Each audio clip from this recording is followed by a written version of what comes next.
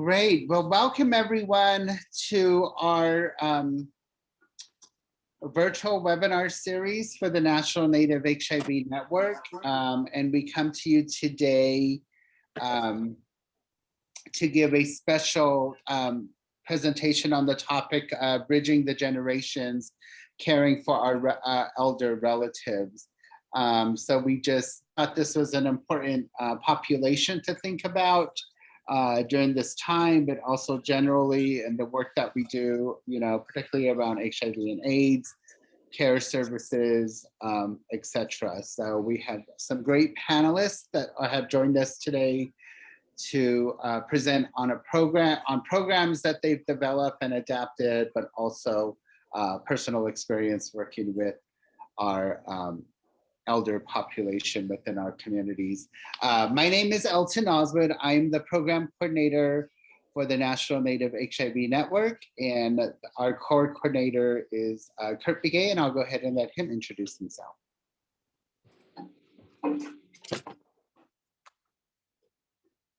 We'll come to that in a little bit, Elton, if you would go over the webinar outline first, please. Okay, sure. So this is just our webinar outline on how we propose, this presentation to be. So some housekeeping rules. This is a virtual presentation on Zoom, so please be able to use the chat functions and the question and answer section as well. We'll go ahead and do introductions, as I kind of already jumped ahead and did. And then we'll have an overview of who the National Native HIV Network is. And then we'll have our formal presentation by our presenters, Sheldon Raymore, Stephen Barrios, and Maddalynn, Maddie, Ashton, Sesepasara. I'm not sure if I said your last name correctly, but I apologize. And then we'll have a facilitated discussion at the end. Okay, just for some general housekeeping, this session is being re-recorded, and so once the webinar will be concluded, we will be posting the recording of the webinar onto the National Native HIV Network Facebook page, as well as our YouTube channel. So please keep an eye out for that. If you are not currently following us on Facebook, you can find us at facebook.com/nativehiv. And so that's, once you go there, you will find the posting for this particular recording, but give us a couple of days and we'll have that up and live for you. And if you haven't yet, please utilize the chat feature to introduce yourself, your name, your tribal affiliation, what agency you're representing, and maybe even where you're coming from. And also utilize the Q&A feature, the question and answer feature at the bottom margin of your screen. So there should be a Q&A section where you can just click on that, pose your questions there, and Alton and I will be monitoring that Q&A box to then facilitate the discussion at the conclusion of the webinar. And we do have evaluation at the end of this session. So again, we encourage you to please complete that evaluation so that we can then help generate more critical content for all of you, and then just gives us an idea as to how well this webinar session went. So again, please, this is an open forum, so ask your questions and introduce yourself as well. Thank you.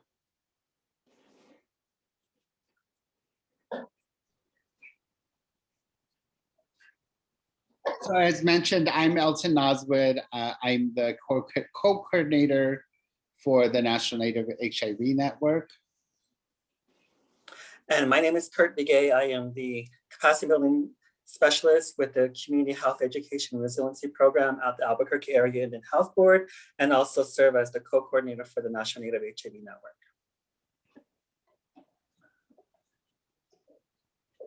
And these are our lovely presenters that we have with us today, who will be presenting on the topic of serving our elder relatives population. Our first presenter will be Sheldon Raymore, followed by Stephen Barrios, as well as Maddie, Ashton. I am so sorry, I got so anxious to introduce the National Native HIV Network. We are a grassroots community-based movement that started in 2016, and we currently have 9 different regions that that cover the entire United States. And you see here from the East Coast, including Alaska and also Hawaii. So we do definitely have relatives and representatives from across the country in each of the jurisdictions. And the National Native HIV Network, or the network as we will sometimes refer to, provides input and guidance to assist the Indian Health Service and other organizations in efforts to reach American Indian, Alaska Native, and Native Hawaiian communities with HIV, STI, HCV testing, prevention, treatment, and other harm reduction strategies.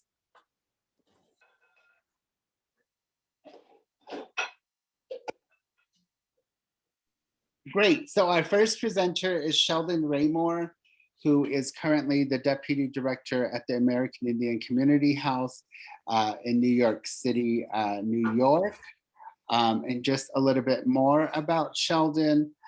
He is a member of the Cheyenne River Sioux tribe and lives in New York City. Since 2014, their mission has been to increase HIV/AIDS awareness, sexual health education, and accessibility PrEP services for the Two-Spirit community and beyond. They are the creator of www.prepahontas.com, which provides an enriching awareness experience with culturally competent and appropriate methods of increasing PrEP awareness. The Prepahontas TP project decreases social and cultural stigma associated with HIV and AIDS and HIV prevention. They currently volunteer for the American Indian Community House, as well as serve on the Native American Ending the Epidemic Advisory Group with the AIDS Institute of New York State, and then finally serves on NMAC's Native American Constituency Advisory Panel. So if you would help me in welcoming Sheldon, that'd be great, who will be our first presenter this afternoon. Welcome, Sheldon. Hello, everyone. Hi.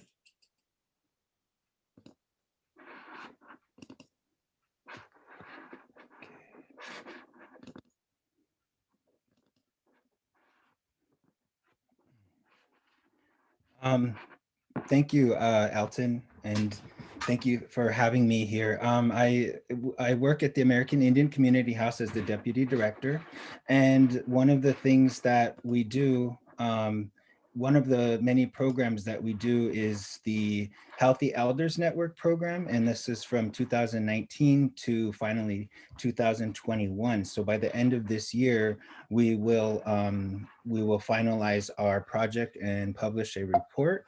And this is for our elders that are currently HIV positive and over 50 years of age. And so we are funded by Gilead, part of their HIV age positively grant. We were, I think, believe the only Native American or Indigenous organization that received this funding. And so I'll get more into later about some more outreach that we would like to do with everybody here. So it really what we when we wrote the grant, it was to identify and analyze the availability of culturally appropriate social determinants of health for Native American elders living with HIV. The acronym is NAE LWH, and an underrepresented community. Engage Native American elders living with HIV in development of strategies for new models of care, and provide much needed information to social and health services across the Northeast United States. Activities will be conducted on reservation territories, in rural communities, and in urban communities. So 2019 was the first year when nearly half of people living with HIV were over the age of 50. And it's estimated by 2030, up to 70% of people living with HIV in America will be over 50. And that's from Gilead. And part of our program goals are to ensure that Native Americans over age of 50 who are living with HIV are receiving culturally relevant supportive services across the spectrum of care. And our target Native American health services, HIV healthcare providers, nonprofit social services organizations, and other programs that might be serving Native American elders living with HIV. And what we found in our findings thus far is the top 5 access to care barriers to Native American elders living with HIV 50 years older. The first was adherence to ARVs is a problem for many, in part because so many of them are not openly disclosed about their HIV status and therefore don't get many of the supports that would help them. Number 2, feelings of invisibility, isolation, and loneliness. So when you get off this webinar, make sure you call your grandma and grandpa. They're feeling it really, this is a common thing we're finding in our elder communities. And so one of the other things was mental health challenges. And part of that was substance abuse challenges, also sexual abuse, and then also violence that they've experienced in their lives, especially the LGBTQI plus Two-Spirit participants. And participants stated that their communities need accurate and up-to-date HIV information delivered by Native American IHS tribal clinic providers, and Indigenous people living with HIV to demystify and destigmatize what has become a chronic manageable infection. And then finally, 5 was the lack of culturally appropriate, safe messaging and programming on Indian reservations. And we've also found so far that 4 out of 5 Native American elders living with HIV were living on disability. And that's thus far for our Healthy Elders Network. We are still conducting more studies out there, so this number and this will change probably. So our target area was when we wrote the grant was for New York City, Akwesasne Mohawk Territory, Buffalo, which Syracuse by the Seneca Nation, the Shinnecock Nation on Long Island, Rhode Island, Indian Council up there, and then the Philadelphia Native community. So we have reached out to many of these tribal communities, and we've gotten some that were interested in participating and others that just didn't want anything to do with it. So that's left us to now reach out to our funders so that we can have a larger pool of information so that we can get basically what Gilead wants to be ready when these elders, they want to be able to service them and give them the proper service that they need. And so we need more data, because unfortunately there's no data that exists currently for HIV positive over 50 folks. And we're not new to working in HIV. The American Indian Community House in New York City HIV project was established in 1992, and for over 2 decades has been providing HIV-related services to Native American communities across New York State. From 1992 to 2007, the American Indian Community House HIV project coordinated a statewide network of HIV care providers, both on reservations and in urban communities. In addition, the HIV project facilitated a statewide advisory group, the Native American Leadership Commission for HIV/AIDS, to assist in developing and delivering culturally appropriate sources to Native Americans across New York State. From the beginning, the HIV project was an innovator of HIV prevention strategies, as well as a leader in developing HIV testing programs for Native Americans. The HIV project has always maintained connections to Native Americans living with HIV, and the Health Elders Network will continue to do so. An elder's wisdom, one should look to the teachings of our traditional elders who taught us that health and happiness are the natural state of human beings. When we keep the ceremonies, give thanks for all the gifts of each season, we occupy our rightful place in creation. Then we are in harmony on the inside and with all the outside, on all the outside. For every ailment caused by imbalance or disrespectful action, there is an herb, a root, a ceremony, a song, or the right making words of prayer. It varies from nation to nation as far as getting ourselves back into harmony. These are two quotes that were from two of the participants that we wanted to just share with you today. And one is, I'm 57 years old and of the Nanticoke Lenni Lenape Indians of New Jersey. And I have been living with HIV for 25 years now. One major point that needs to be addressed to our communities is that we can eradicate HIV completely if everyone was aware and subconscious and taking your medicine and getting tested, just like we did for polio and smallpox. The other said, I am of Lakota descent, also a member of the American Indian Community House. And over the past 4 years, I've lived in New York City, the suburbs of Denver, Colorado, and part-time on the Pine Ridge Reservation, South Dakota. For me, to this day, American Indian Community House's HIV program is the gold standard. Of course, it's an urban program and doesn't necessarily translate to reservation or rural communities. I'm not eligible for Indian Health Services, but I believe there is qualified and quantified service available for which often are limited and prejudicial. And he's 66 years old. The American Indian Community House was founded, we were founded in 1969, around the same time of the Stonewall riots, and have been nationally recognized as an urban Indian center since our inception.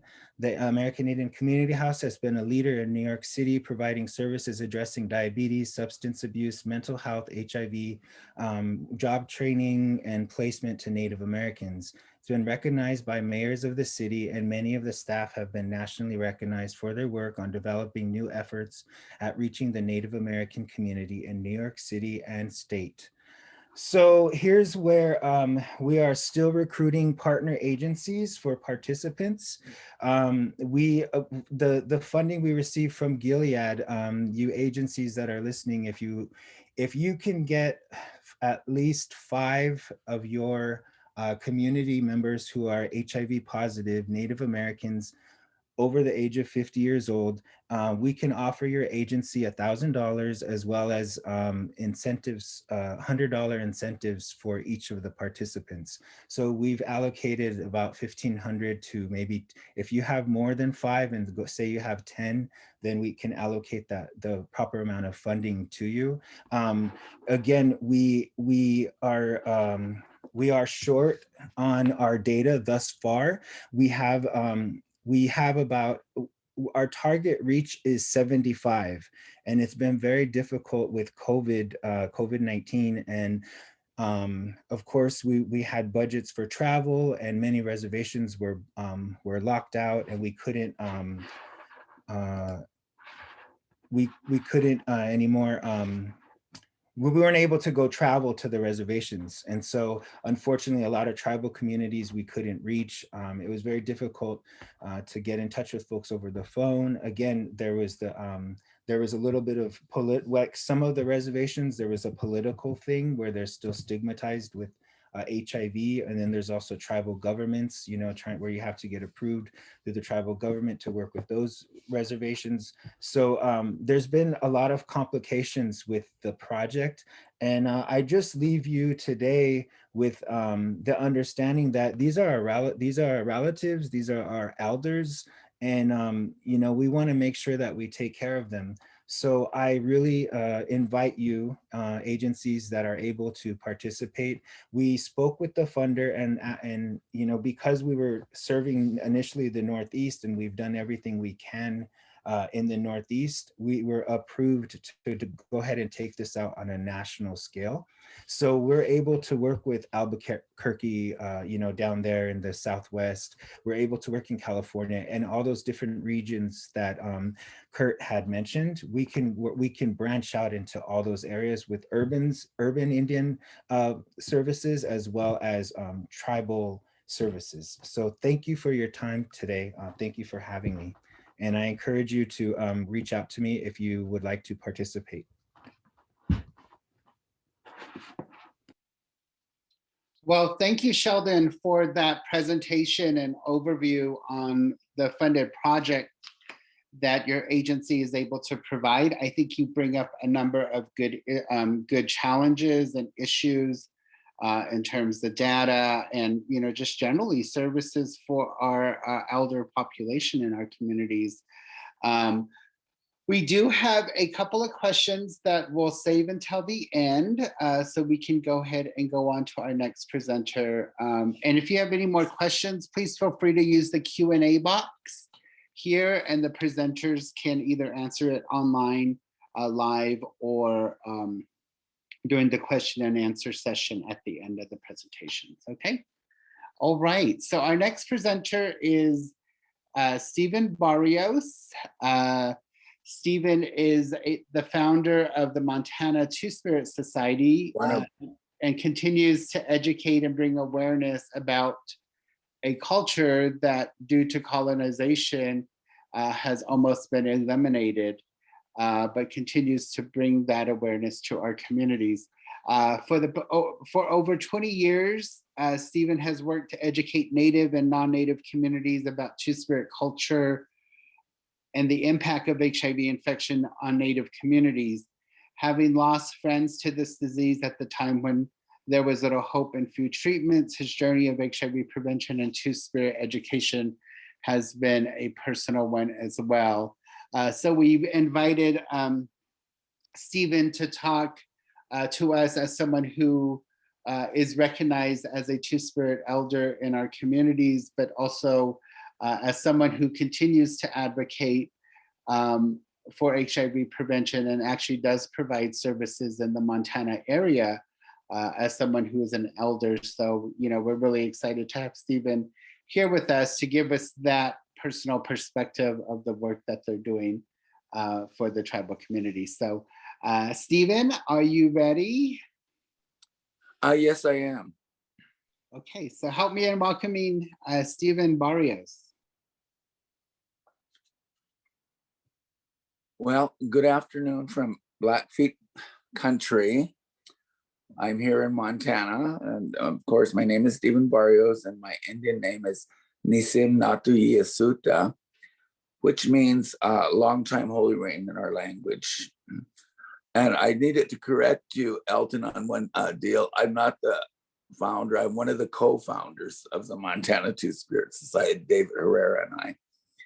And the Montana Two-Spirit Society was, I would say, started in 1995 by David Herrera, who had seen a need for a place for Native men to gather. We had no place here in the state of Montana. And we knew very little about HIV among Native people.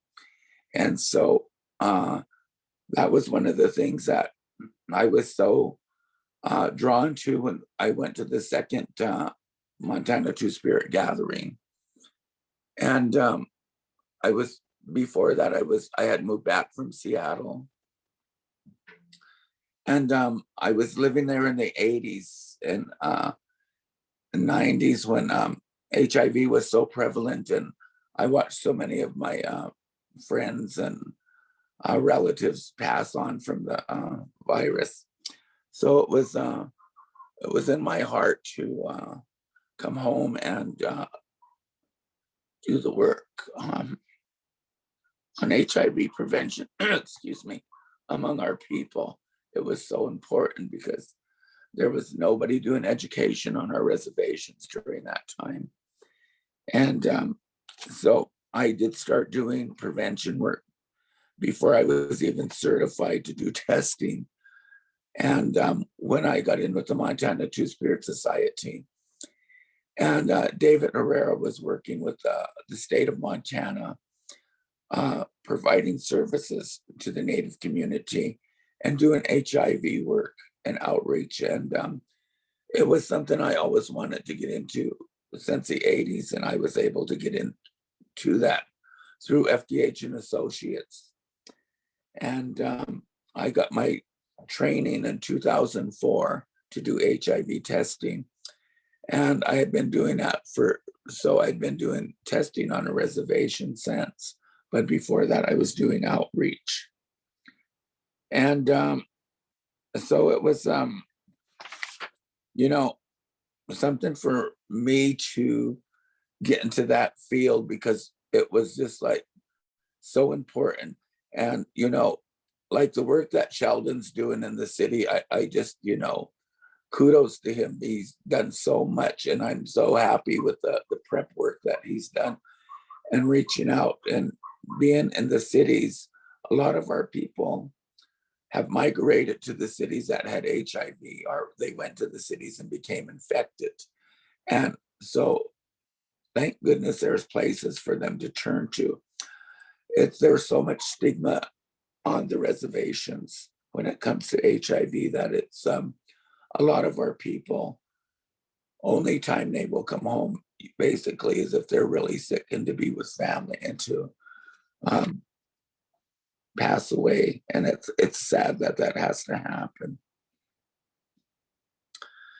And so as living as an elder here and seeing all that goes on, it's so important for me to make sure that we get the testing done here on the reservation. And we want to try to eradicate this horrible disease among our people. It takes our people so much quicker than it does our non-native people. It's one of the facts that our people go the quickest when they get HIV, especially if they don't get into treatment right away.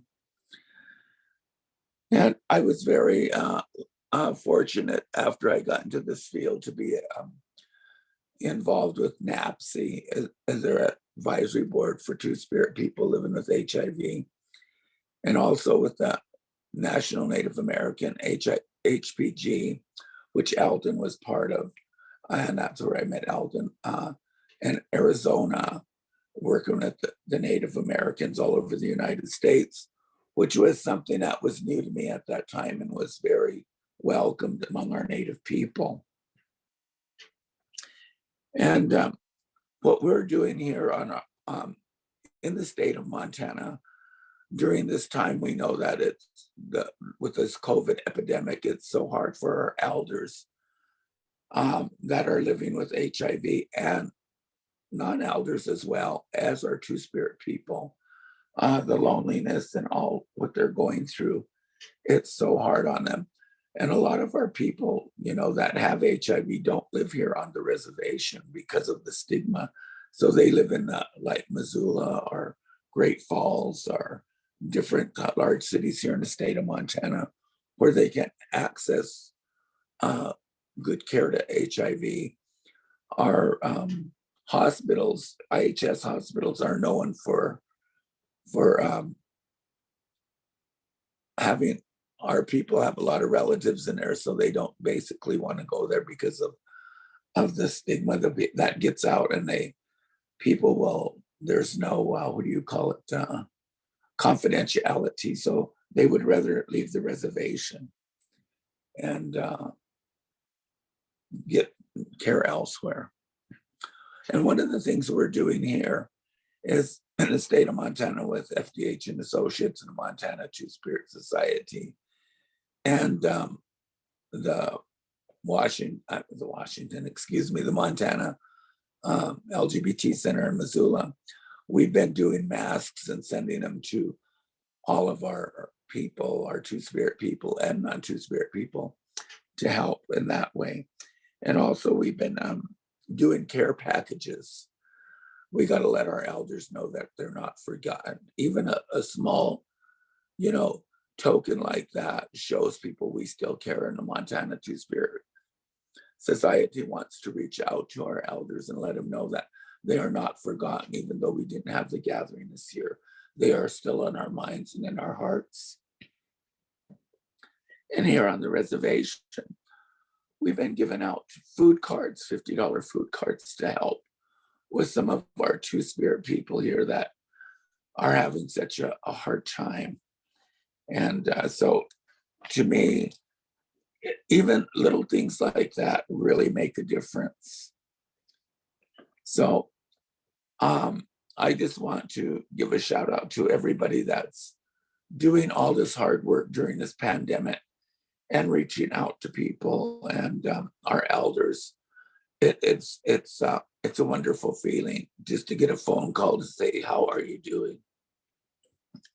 So like Sheldon said, don't forget, when we get off this meeting, get on the phone and call some of the elders and just, even if they just chat for a while, check on them, see how they're doing. I know I do that here in Browning. We have a lot of elders that I call and check on and see if they need me to go to the store for them, do a little shopping. Even though I'm an elder, I'm still able to get out where some aren't able and some don't have vehicles. So always remember that. And all the work that is being done and through the programs that we all work with is something that is very, very special and dear to my heart. And I just want to let everybody know that,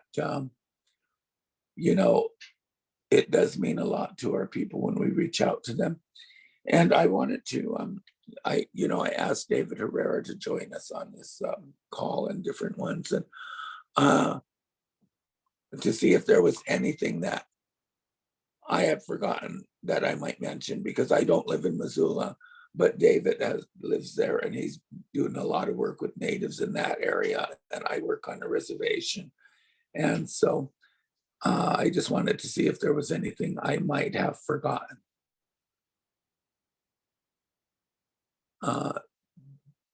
So I don't know if David can get online or not, or if he's, well, if Can we try that? Oh, that's another link, right? okay. All right, well, that's about what I have to say, and about how I got to the field of HIV and working with the elders. And mine is more of a personal journey. And I really do appreciate everything that everybody's doing, and Sheldon, all the work you're doing with the different tribes in that area. It's a blessing to have you there and to do that kind of outreach work. We don't realize how important it is. And to our people who have HIV and stuff, it really affects our people much more. And since we're a smaller minority, we really have to work much harder to keep our people safe. So thank you for all the work that you've done. And Eldon, thank you for always being there and being able to facilitate these kind of meetings. It's a blessing to have you there in that position. We really appreciate you. Thank you. Okay, thank you, Stephen, for that presentation and discussion, particularly about the work you do, and, as an elder who is still living in the rural part of Montana, helping out others, we see the impact happening a lot. So a good reminder to contact our elders and relatives. And some of us may think they don't know how to use technology, but you would be very surprised during these last couple of months or what they're able to do. So feel free to reach out to them. And again, to the Montana Two-Spirit Society, I know you always provide a space for elders in our community at the annual gathering, but unfortunately that was canceled due to the pandemic. So hopefully we'll be able to come together soon. So thank you for that. Again, please use the question and answer box for any questions that our presenters can either read or reply. If not, we will ask those questions during the question and answer session at the end of the presentation. So thank you. And so finally, our final panelist for this webinar is Miss Maddalynn Maddie Ashton Sesepasara. And you can correct me if I'm wrong, Miss Maddie. Maddie is a pillar of the transgender community in Hawaii. Through her inspiration and leadership, she has touched many lives by being the guiding light for trans men and trans women to live their authentic truths. As a showgirl and entertainer, Maddalynn naturally became a leading voice in the LGBTQIA+ community and used her platform to advocate for transgender equality. It is in the spirit of community building and peer support that Maddalynn began her professional career in 1998 with Utopia, United Territories of Pacific Islander Alliance, Hawaii. And then in 2001, Maddie started working for Kua'ana, as a program coordinator overseeing a transgender program called Happy Divas. And currently now Maddie works with the Hawaii Health and Harm Reduction Center, and currently provides case management services, as well as some of HHRC's transgender service program. So if you will help me in welcoming virtually Miss Maddie for her presentation, we will wrap up after this webinar series. So thank you, Maddie, for being here. Aloha. Aloha. Aloha, everyone. I am about to get my screen ready for you folks, so don't mind me, but let me introduce myself. Again, my name is Maddalynn Sesepasara, and I come from the west side of Oahu, Waianae, and I am the project coordinator here at Hawaii Health and Harm Reduction Center, where you know, we work with our trans community. So I'm getting my slides ready. Can y'all see my slide? Or what do y'all see? Okay. Okay, here we go. And so, y'all see my screen? Is it up? Yes, Maddie. Yeah. Okay, so again, my name is Maddalynn, and my pronouns are she, her, hers, and I'm so excited to be sharing about our Napui Lima, which is our elder trans groups that we have here in Hawaii. Let's go on to the next slide. So the Kua'ana project got started in 2015. What happened was there was an agency that you heard earlier, Kua'ana Mamo. They had ran from 2003 to 2010. When that agency had closed, you know, let me rewind a little bit. Kua'ana Mamo is a transgender, was a transgender program for transgender, run by transgender. So when their doors closed in 2010, we didn't realize how much of an impact it had on our trans community. And I had taken a break, and I wanted to, you know, I needed my own space. I needed to rejuvenate my spirit. So when I came back in 2013, that's when we realized that our community was dying again because they didn't have this safe place, because they weren't getting the support that they needed. You know, they were going back into substance use, they're going back to the streets, they're losing their jobs. And it was because of this safe place. So we knew we needed to do something. So we got together, we put on a focus group, and we decided that what do we need to do to make this happen? And so we advocated at the Capitol, got some funding from the state, and here we are, you know. Kua'ana means older sibling to a younger sibling in care of making sure that the younger their potential goal. And so that was a perfect fit for our trans community, because here at Kua'ana Project, there's only 4 of us, and we know we can't do this work alone. So by, you know, building leaders, finding leaders in our trans community, especially in our elder community, it was very important to find these leaders. So, you know, and these are the ones that's advocating for themselves and advocating for their trans sisters and their circle of friends. And so, you know, I'm so glad that we have this program, and I'm so glad to be sharing about Napui Lima. So some of the services we provide gender affirming services. If they need help with their name changing, if they're needing what providers are trans friendly and are providing trans healthcare, healthcare linkage to services. If they want to get tested, if they want to, if they become positive, then they get linked to our other department, which is our care service department.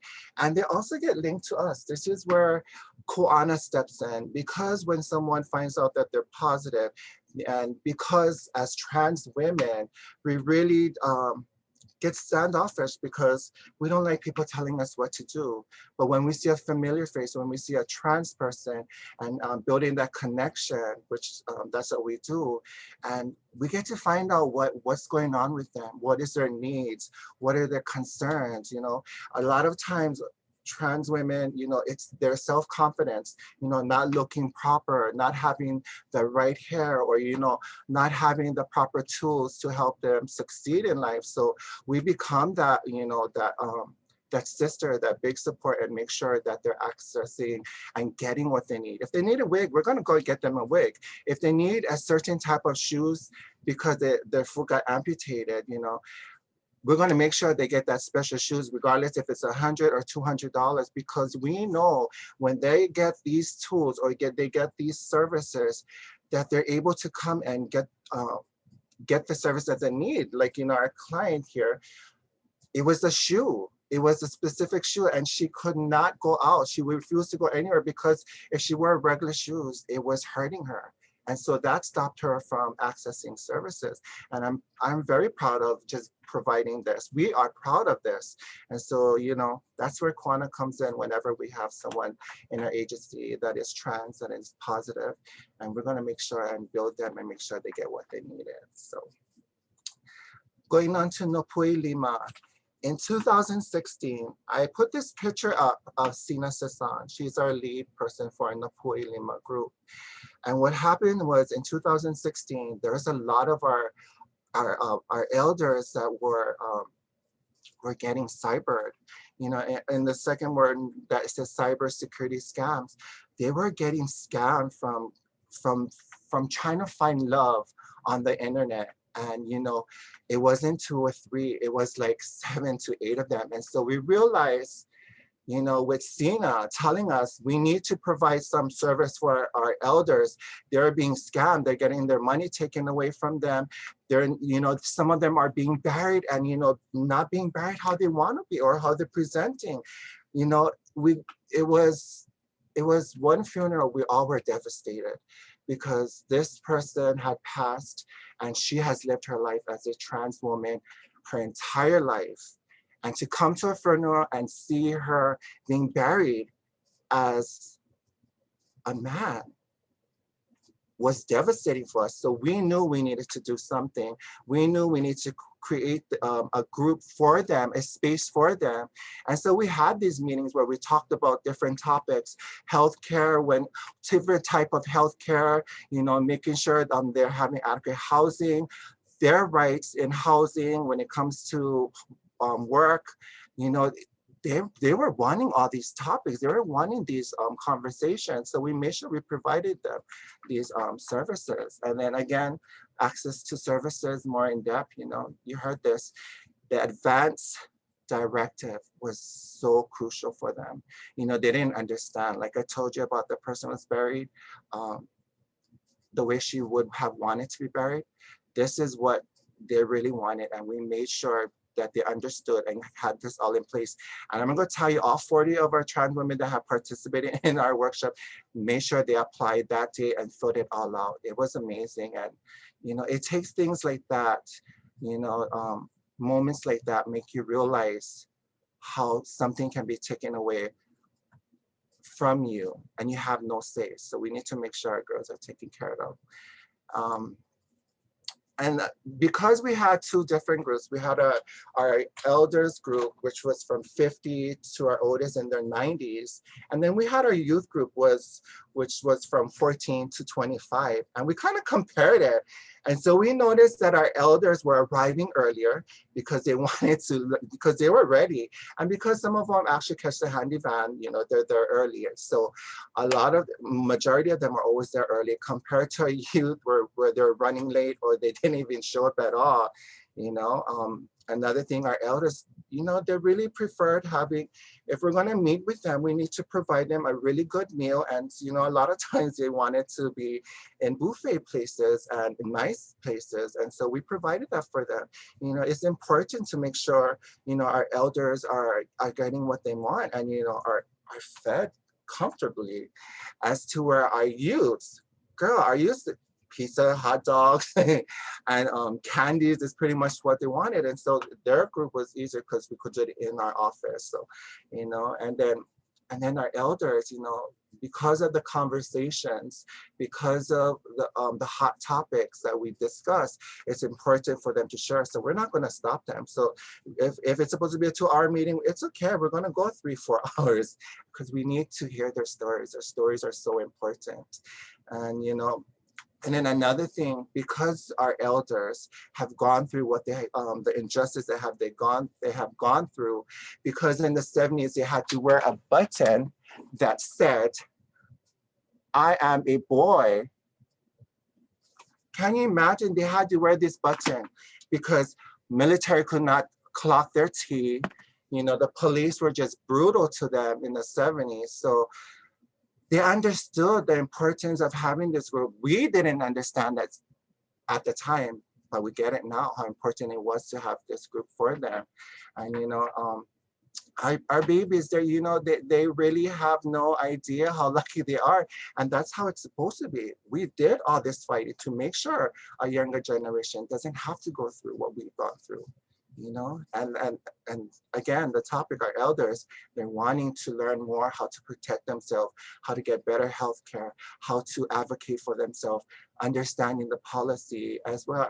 Our young ones, it's all about beauty, it's all about employment, it's all about building their self-confidence and making sure that they succeed in their ways. So it was pretty interesting. So when COVID hit, we realized we needed to figure out how we're going to meet with our trans elders, because we know that having gatherings was something important for them, that this was their way of connection. So we made sure we had this space for them. We built a virtual world. We also got them involved in some TikTok challenges, what was it, Transgender Day of Visibility, and our voting. And that was amazing to have our elders encouraging their other elders. So that was fun. And then always providing food drop-offs for our elders once a month. We knew once this COVID hit that our elders were affected by this the most. So we wanted to keep them safe, wanted to make sure that they're okay, and that, that we provided them the service. And again, these are some of the other services that we provide. And because of COVID, it's no longer where they could walk in. It's more like now it's by appointments, but we still meet them one-on-ones. So some of the challenges that we had was, because not everyone is virtual savvy, we had to make sure our staff was out there meeting our elders and making sure that they got the tools, they were able to understand, and they were able to join us, because we needed to make this happen. It was so important, because our trans community are always isolated, because they are always, forgotten. It was important to make sure that they could attend these workshops with us, So this really helped them stay connected, which they really wanted. And I'm about to show you a video in a minute, so they can share a little bit about themselves, about their experience. And then, same as in person, our meetings are 3 to 4 hours, and we love it. We're mixing up the agenda, we're talking about topics, but we're also adding some flavor in there, where we know as elders, they live for the glitz, the glamours, and being beautiful women as well. So, we have theme parties. We just had a 70s theme party, and it was amazing. The women dressed up, and we got a kiki on, and they got to learn some stuff. And, and then we also, as making sure this is successful and making sure our women are feeling appreciated, we make sure that whatever our topics are, if it's creating a salad, if it's making a salad, if we're going to make a meal or something, we provide them, we transport all of that. Yes, this is the new norm, people. We transport them a whole kit and letting them know this is what we're going to be making, be ready. And then they all do it on film, and it's amazing to see everyone just making a meal together. And so these are some of the stuff that we had to do to get creative, because as trans women, if you're going to put us in front of something like this, you got to make sure we're entertained, and we need to be entertained as well, providing the service for our elders, and they really love it, And we had this last workshop, we invited 2 of our elders to come. We got them all dolled up, dressed up. We had them do a video, doing a number, as they say. And it was really amazing to see them get all done up and feeling empowered. They felt motivated. You know, one after the workshop just told me how much she appreciated doing this video. It really helped her self-esteem because she was going through depression. So, you know, you never know what's going on. Like Steven said, we need to make sure our elders are okay, you know. So these are just some things. Sorry if I'm rambling on. But right now I want to play a video because I think I have time. We have time, right? And so before I start this video, we did have consent from all these women to share on this presentation. I see there's some people I know that will know these women, so I ask you to please respect their confidentiality and please do not mention any names, okay? So here we go.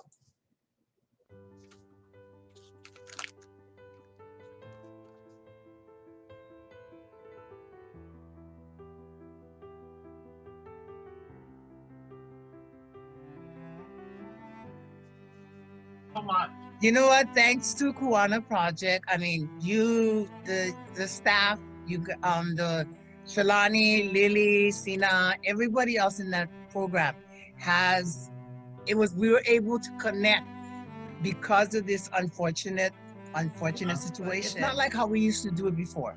And thanks to you guys, we have this kind of gathering, which is much needed for all of us, which is much needed. Mahalo, mahalo, mahalo. Thank you. Kua'ana Project is doing, especially during this COVID, is that they're checking up on the older girls. That's a good thing.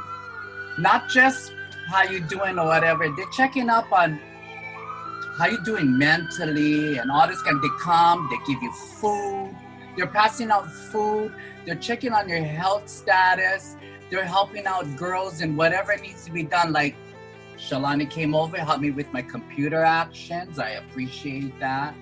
And, you know, so I can get with you all.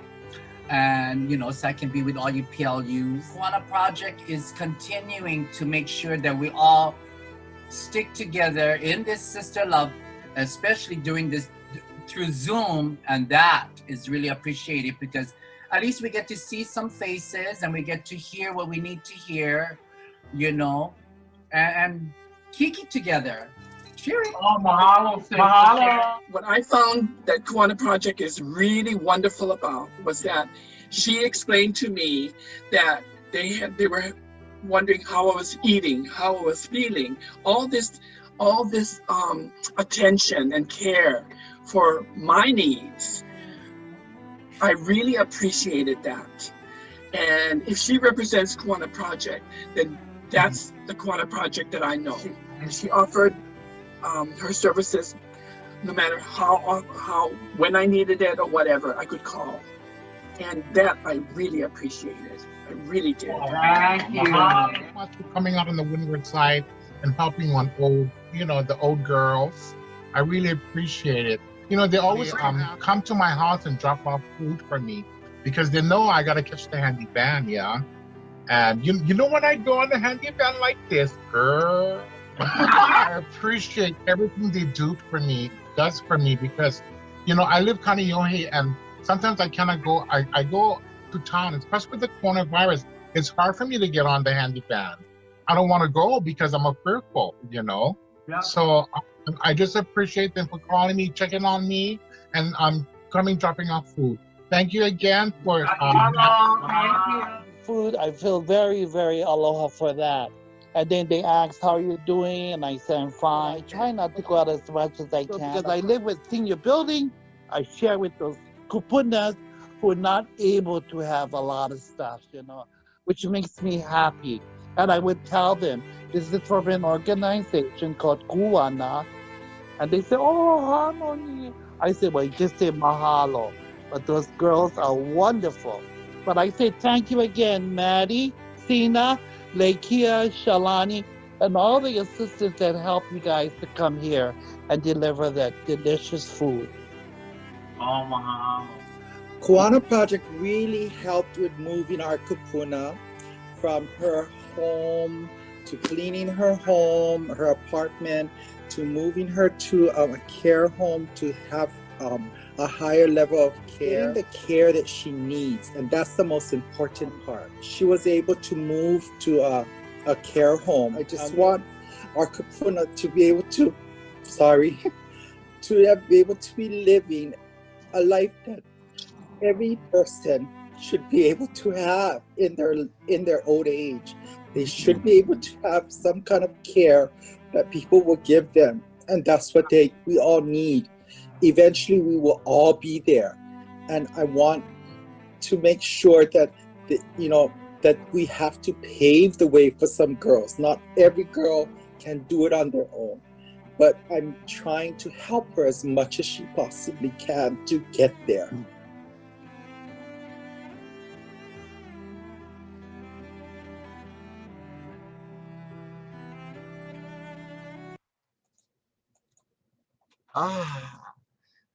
Wasn't that amazing?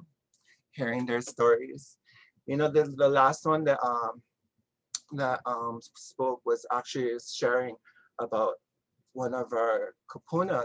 And you know what I found amazing was when Kua'ana got this call about helping this elder, there was like 5 of our trans leaders in there that's, trying to make this happen, trying to make this work, because they knew that this person that they're helping was a legend in our community. And they wanted to make sure that she received the care, and they knew that Kua'ana could help. And I'm so glad we could help them, because it's true. Our elders are everything, and we need to make sure that they are taken care of, because they have paved this way for all of us for generations. The babies, they don't understand the struggles, but it's because of these amazing women. And so we just want to make sure we're able to provide this for them. And I hope we can continue this on, but it's funny. We never know. So if you're interested in sponsoring a workshop for these ladies, it takes about $2,400, because we always make sure when they attend these workshops that we take care of them, providing incentives, because we know no matter what amount that they receive, they will be so appreciative, and they really are. And I too thank everyone that works with our elder, trans community, LGBT, because you don't know the struggles that they are going through. And it warms my heart to see other agencies across the nation that is doing this amazing work for our elders. So mahalo for letting me share. This is me and my staff. This is my information. And if you want to chat more, I'm more than welcome. You can either call me or email me. I just want to thank you so much. And Elton, mahalo. I really appreciate this time. Aloha. Thank you very much, Maddie. You did a great job on one of your first presentations. So thank you for that. And, for sharing the video. I think that video was very heartfelt from some of the people in the chat, but it also gave us an opportunity, to see the impact that your staff and your agency are having on our specific population. So thank you for sharing. I know it's a little emotional. Some of us did get emotional, but it's good to hear of the work that you're doing that has a really big impact right now. So thank you for that. And thank you to the other presenters as well for providing the information that you did. A lot of times within our own Indigenous communities, we hold our elders to a high esteem. So it's really good to see that there's these programs that are operating, and hopefully we'll see more of them. Right. So thank you for all that and all the information and work that you did. So we have a couple of questions here. I believe the first question is from Auntie Carolyn, and this goes to Sheldon regarding your presentation earlier. Does the organization need to be a nonprofit in order to be a part of the study? I believe that's in regards to Gilead's. If you're fiscally sponsored by a nonprofit, or you have a fiscal sponsor, we can work with you, because there's like some Two-Spirit societies, they are not 501c3 status, but they have a fiscal sponsor. So that will work too, if that answers your question. Okay, thank you for that, Sheldon. So people, please reach out to Sheldon. There is some possible resources available. So please go ahead and do that. We have another question from Michelle Sandoval Rosario, and I believe this may go to Stephen, which is traditionally IHS facilities are located in the reservation. For those who are living with HIV and leave the reservation, do you think there are unique challenges with assessing HIV care off the reservation, urban communities, or Native community? If so, how can we begin addressing those challenges and barriers? And I would open that up to Sheldon as well. Yes, I would too. Because we're both coming from two different communities, and in a rural state compared to a more populated state, it is different. And I know the people that live here in the state of Montana that are with HIV and don't get services through the IHS. There are programs off reservation that are able to help them. And I know in Missoula, we have one person that works with one of the organizations there that makes sure that if people want to get on PrEP, he works with them to get on PrEP. So here on the reservation, what I do is if I find somebody that's interested in PrEP when I'm doing their testing, is I refer them to our person in Missoula to talk to and to get them into PrEP. That's one of the things that I do here on the reservation. And so I would say living off of the reservation, it is a lot easier for people living with HIV to access help. I don't think a lot of the IHS hospitals are quite up to par or on board with the HIV medications, or a lot of them don't. I know about how to access them, or people don't know how to access it, or they won't because of the stigma and the confidentiality problems. I hope that answers your question. And I would just add to that one of the challenges I think that is common that in our studies we've been finding is that, they're not accessing culturally competent care. I think that seemed to be very common. But I think in the cities, like, transportation is not as big of an issue versus reservation, where if you don't have a car, like, you can't get, as Auntie Stephen had said earlier, it's harder to, the car was transportation was a big barrier on reservations. So. Yeah, and thank you for that. I think those are some good examples and analogies that you presented.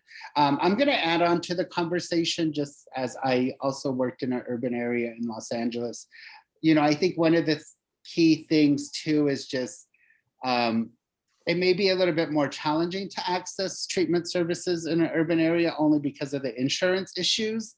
And particularly for a lot of our clients who come from the reservation, we're and not a majority of urban cities have clinics. A lot of them are referral clinics. So if you need specialized care, they just refer you. So that becomes a challenge, is access to insurance and how to navigate through that whole process as well. So I think that adds to it. So a recommendation is to reach out to your county or to your state to see how those services can be paid for or attributed with, and help your client in filling those out. Because I think that's also important.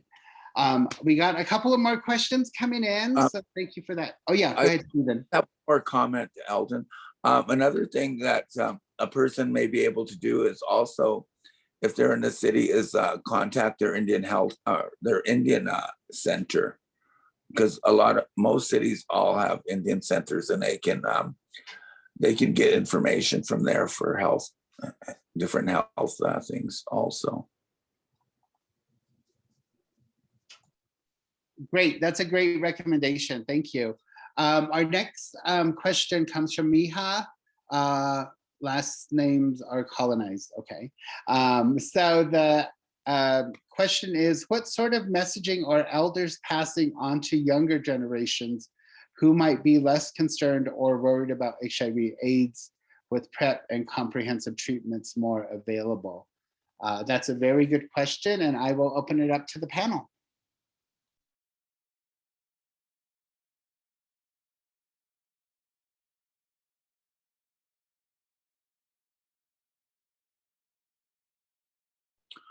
Well, one of the things that I have done is I've shared my experiences as being one of the people that have lived through the AIDS epidemic and was very fortunate to dodge the bullet and not get HIV.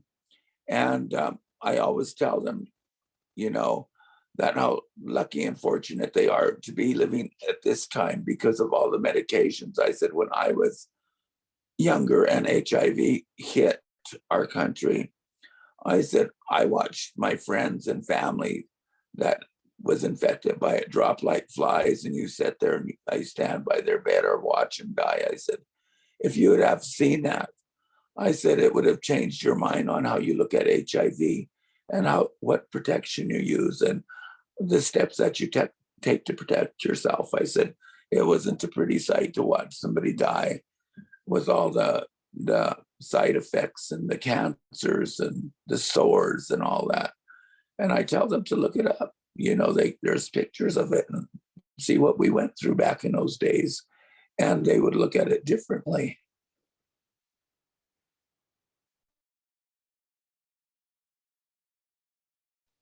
Okay, anybody else want to give some feedback to that question? What sort of messaging are elders passing on to the younger generation regarding HIV in particular?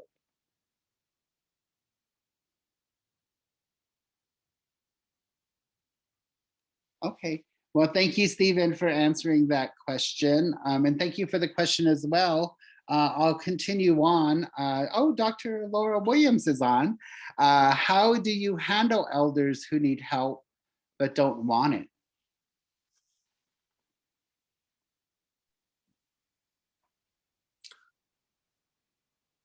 A very good and direct question. well, what I have done, you know, with some of our, you know, our Native elders are really, they have a lot of pride, and a lot of them don't want that kind of help or whatever when you go to help them. And, you know, I've always told them, you know, I've tried to be very, you know, open with them and tell them, you know, my mother was an elder. I wish there things there to help her at certain times, and there wasn't, but it is now. And I always tell them, you know, just by letting me help you, you know, it helps me. And also, if by not letting me help you, it's taking a blessing away from me that I may be getting. So I would love to have that blessing. So please let me help you. You know, let them know that you're sincere and that it's not, you know, we're not doing it as a charity work, but we're doing it because we care and it comes from the heart. And once they realize that, our elders are more open to taking that help. Yeah, I agree. I think when it comes to trans folks, especially our elders, I think they're a little standoffish. So I think being consistent and letting them know over and over, sometimes it takes 50, sometimes it takes one time, sometimes it takes 100 times, but always just being consistent and letting them know there's this services, you know, some of our sisters are accessing it. And I understand trans women, we have pride. It's about our pride, and we don't like to reach out for help. And it's always when they're at their worst, at their rock bottom, is when they're slowly reaching out. And so just letting them know, no matter what, no matter where they're at in life, respect them, you know, respect them, and letting them know it's okay. It's really okay, you know, and it's really the pride. So breaking barrier. And sometimes it takes other trans sisters that's, you know, hey, this one needs help. I'm gonna, you know, invite them to a lunch, and then we're just having a kiki session. And then, you know, you're kind of connecting the dots. And this is where our Kua'ana leaders come in by that bridge. So I say hire trans folks is another one. You know, it helps by having that familiar face, but not all is accepting to trans people. Just because you think I'm trans doesn't mean I want to be working with a trans. Sometimes it doesn't work, but you know, letting them know, okay, and sometimes it's letting the other workers that are working with these trans, you know, giving them advice on how to work with them, and you know, and what works best for them. So, and just don't push, because when you push, they'll push right back. Yeah, so. Thank you, and thank you for that question. I think those answers gave some variety of feedback, I think, that are important. I would just emphasize building trust, you know, again, you know, like with other clients, you know, building that trust, I think, is key when working with the elders, and then possibly use a peer-to-peer kind of model. If they see others who are their age and, you know, may live the same lifestyle or be in their same community, what have you, they may be more comfortable in getting and receiving those ceremonies. And remember too, that population word of mouth is pretty, or word of phone is pretty big too. So, you know, that also goes along with the trust as well. So making sure those services are provided. So there are a couple of key chat messages I wanted to mention. David Herrera mentions, and I think this was to the previous question, it's so important to involve youth at all aspects of HIV programming for their input, as well as to let them know that they have worth and are very important, especially if they are struggling with low self-esteem, bullying, or depression. So thank you for sharing that. And then Rick Haverkate, who works out of our Indian Health Services offices, has listed some information to obtain an IHS tribal or urban locator. So people are looking for services for clients, you can use that locator as well. So two final questions. Elton, yes, Elton, go ahead. if you don't mind, I just wanted to kind of share a quote, and it was just from one of the participants, and it said, he said, there's an assumption by many that older people are not sexual people anymore, and even the thought of an elder engaging in sexual activity can be, quote, gross or, quote, creepy. For many people, younger people to even consider. With sexual enhancement medications available these days, many more elders are having sex. So just, I don't know, it somehow relates. I just wanted to share that. Well, thank you, Sheldon. I don't know if that's an answer or a question. Hey, just kidding. No, but that gives a lot of insight, you know, and I think that draws a little bit of conversation about particularly our elder population and the behaviors of sex, right? You know, I think a lot of our statistics generally let us know that they are at risk. And, you know, I know when I was doing provider work, we would always include the elder population in our presentations because people didn't think they, you know, still participated in that healthy lifestyle, as I like to call it. So, you know, so thanks for bringing that up. That's important. So another question from Auntie Carolyn is, have any of the programs presented today have any experience having to assist your clients with Social Security or Medicare issues? If so, what are some of the challenges or successes?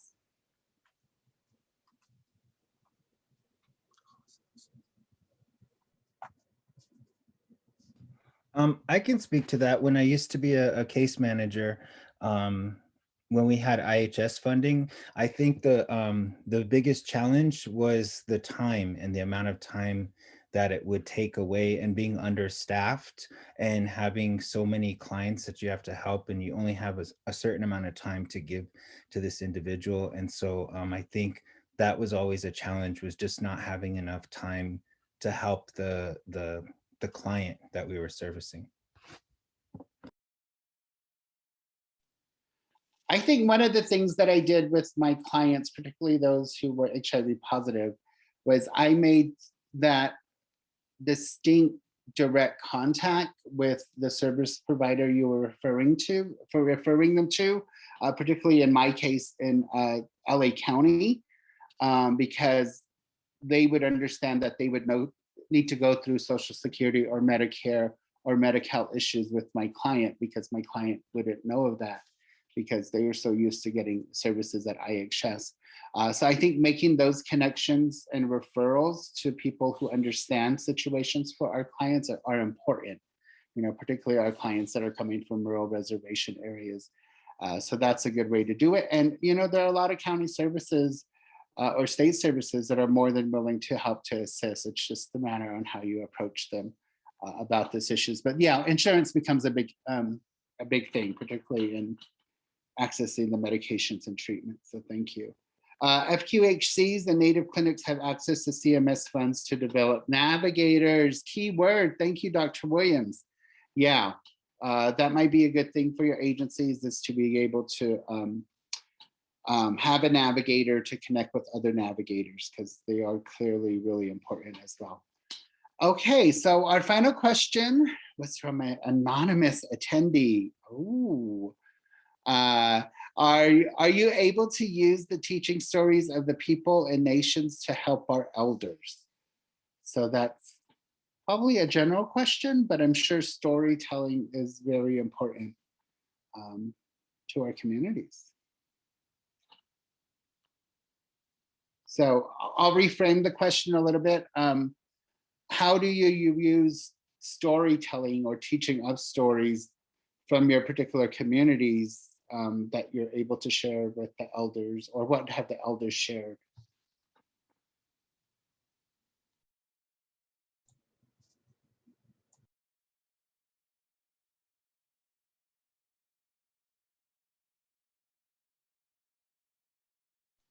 So there's no stories.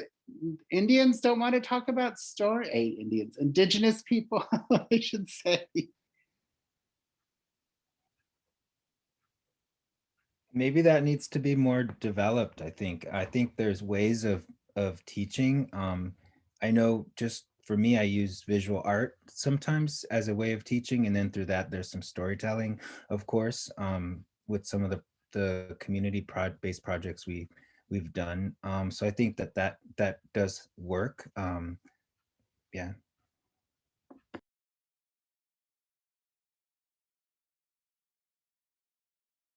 Okay, thank you, Sheldon. I'm going to go to a question or to a comment that Rick Haverkate put in our chat box. While LGBTQ and Two-Spirit people have the same health problems as other people as they age, they also experience additional social challenges that impact their health and well-being. Though things are changing, unlike their heterosexual peers, elder Two-Spirit and LGBTQ people may be less likely to have ever been married or had children, two sources of social support commonly relied upon by aging populations. So there is a website that he provides there that goes a little bit more into it, that comment, but thank you for sharing that, Rick. And then Auntie Carolyn followed up to her question in regards to disabilities and Social Security. She was speaking more to the senior population. But again, I think that advice to have a navigator would be very important as well. And then there is another question. I'm thinking of the traditional teaching tales from the oral traditions.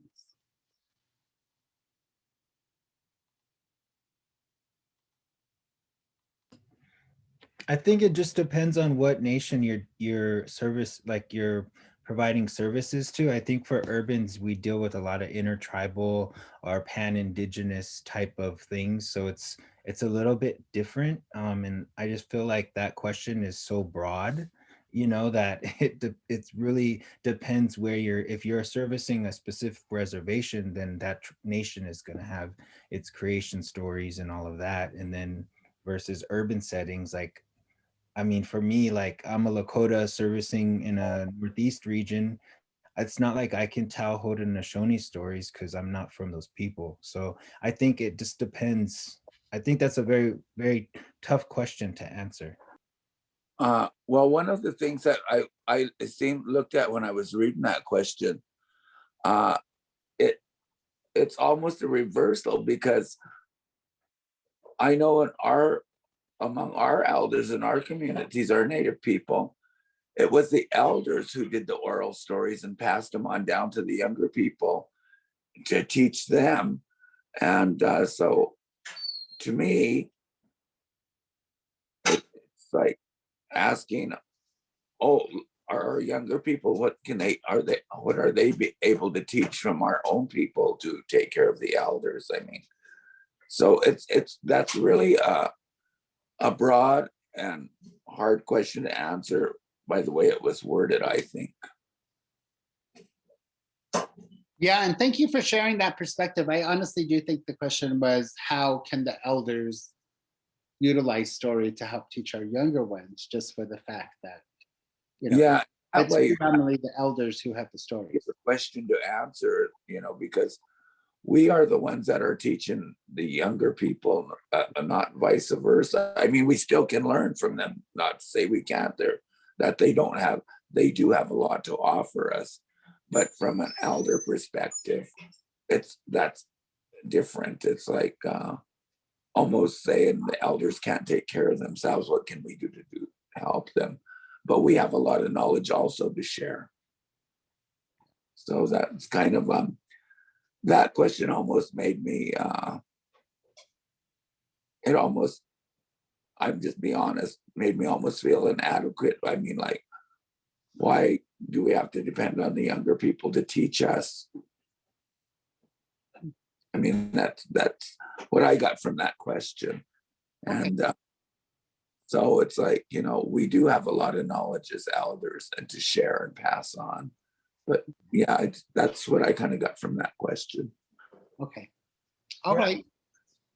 And I think going back to that, it's about making sure, like because we have our two programs, our elder and our youth, we try to merge them, trying to do like a big sister, little sister type of thing.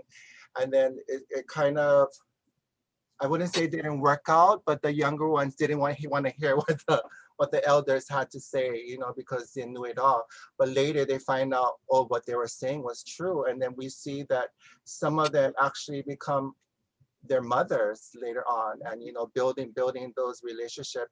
And I think having these gatherings that we have where we're inviting both elders and younger ones to collaborate, and then they're hearing, oh, this one is interested in this type of work field. I know someone in this. And so they're connecting. And so it's important to have these relationships where our elders and our youths can have some sort of relationship. And, they feel like they're, our elders feel like their voice, their inputs. And, especially like how we're saying that our young ones don't know the struggles that our elders went to. And it's hearing those stories that our younger generations, they're like, I can't believe that. I didn't understand that. So, it's like inviting them to the younger group workshops and hearing these stories. So I think that's how we're getting the message passed on, how we continue to make sure that our elders are passing it on to our younger ones. And that's why they're able to be who they want to be. So I don't know if that answered the question, but I think it does.